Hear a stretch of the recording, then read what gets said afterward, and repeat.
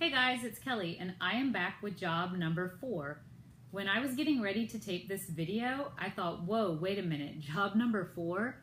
I am still in high school as far as these videos go, which means I had at least 4 jobs while still in high school. I know, right? So I've left the boring hair salon. I still want to work at a hair salon, so I did the same thing that I had done the last time. I looked in the phone book for hair salons that were hiring. I started calling a lot of different hair salons and I found this one that said they were hiring. I asked them where they were, and when they told me their location, I knew right then and there that I just had to work there because they were located in a hotel in a really cool, tall glass building.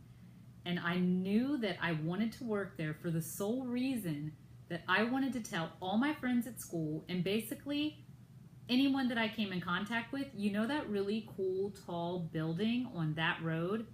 Not to brag, but I work there.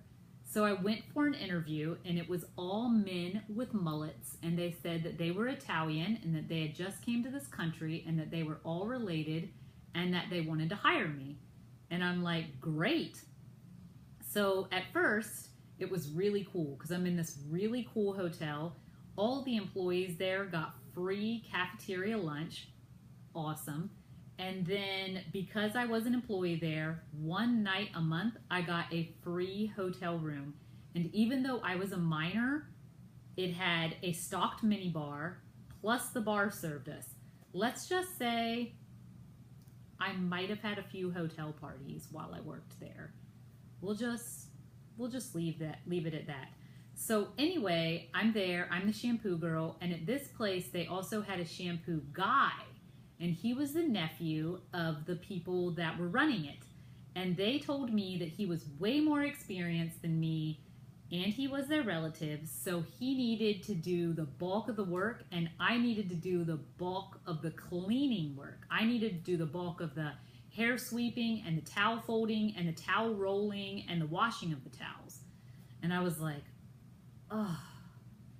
And I then learned that I am possibly the world's worst towel folder and towel roller.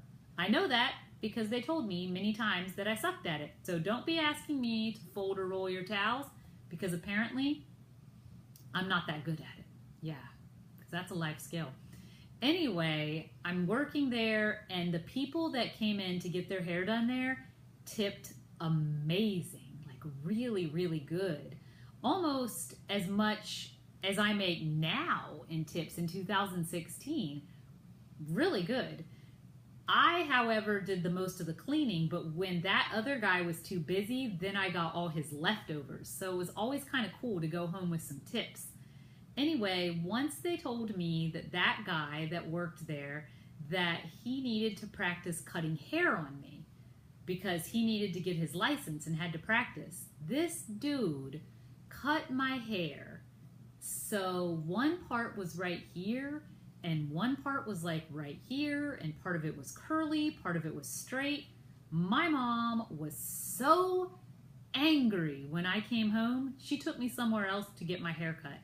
And I said to them, this is not okay, even before I left. And they're like, no, you look amazing. Like, no, I don't. So I never really had a ride to that place, like a consistent ride. So I mostly would get rides after school from my friends, or the guy I was dating would drop me off. The guy I was dating would pick me up. Same guy.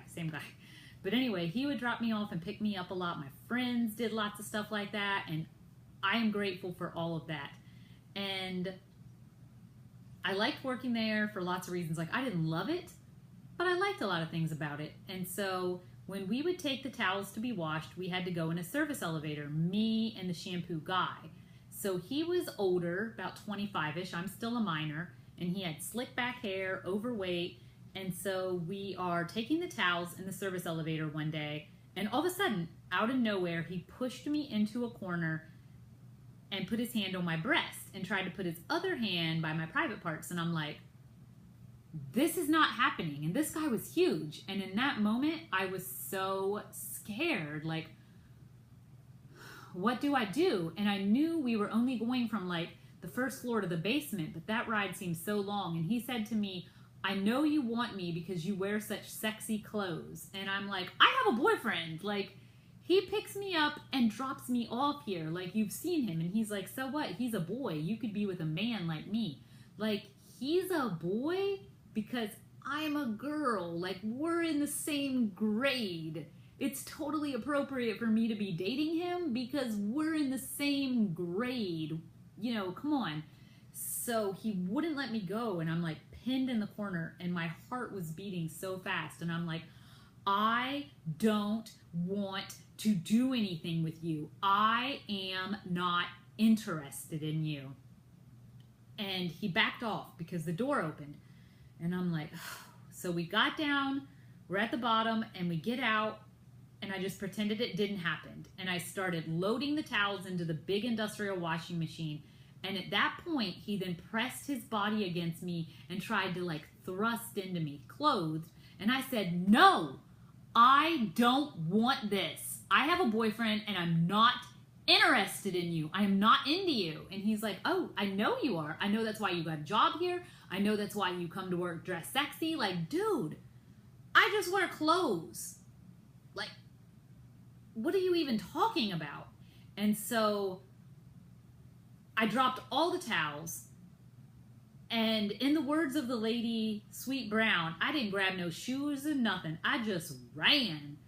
Anyway, I ran up the main hotel steps that we as employees were never allowed to go up. And I ran up and he screamed at me, you are not allowed to go up those steps. And I said, oh, well, and I ran up. And when I got up there, he was right behind me. And his uncle was like, what is going on here? And I told him, and he's like, so what? You are dating a little boy. You should be lucky to have a guy like that interested in you. He's a man and he's part of my family. And you should be lucky that a man like that is even interested in a woman like you. A woman like me. Yeah. All right. So I'm like, no, it's not appropriate. And he's like, you don't think that's appropriate? And I said, no. And he's like, well, you're fired. Yeah, that's what happened. He fired me. So there were no cell phones back then. So I went over to the hotel desk to call my mom or the guy I was dating or whoever to pick me up.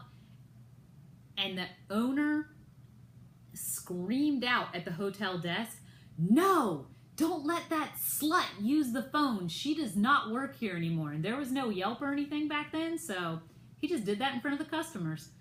And so then the hotel clerk was like, I do not want to be involved in this. So I then had to sit there in the lobby because there was no cell phones and I had no idea where the closest payphone was. I then had to sit there in the lobby and wait for my mom or my boyfriend or whoever was picking me up at the time to come and get me.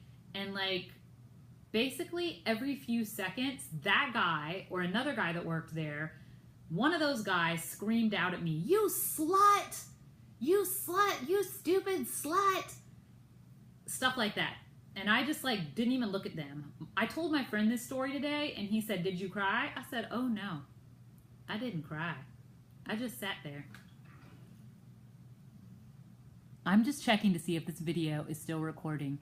It is, because I didn't want to have to tell this story all over again.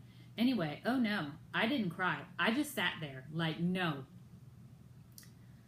this is not okay. So I got home, and the minute I got home, I called the police.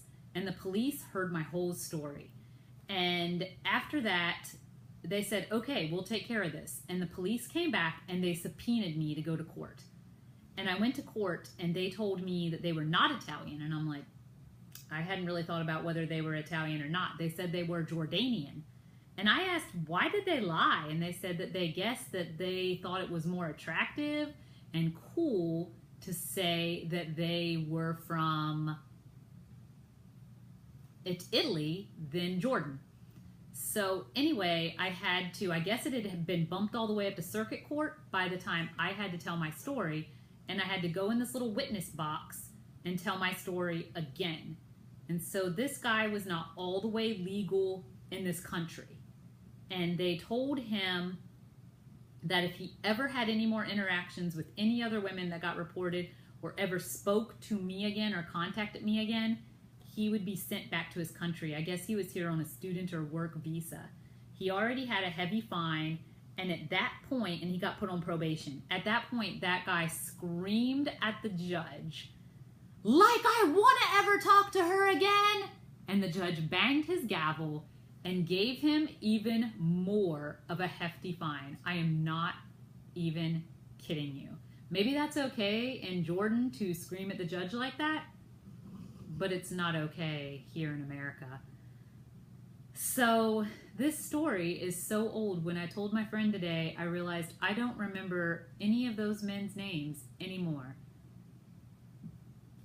But even though this story is so old, and my friend asked me, am I okay telling this story? And I said, yeah, because I want people to know that it is not okay to be treated like that at work, ever. It's not okay. It doesn't matter what you're wearing. It doesn't matter if they're all related or it's a good job or it's fun. It's not okay to be treated like that at all. It's not okay. And that is why I called the police, and that is why I followed through with it. And even though I don't remember anything at that point in time, that was very important. And I'm so glad I did that. And you will be glad if you subscribe to this channel and hear about my other adventures and see what happens next. Thanks. Bye.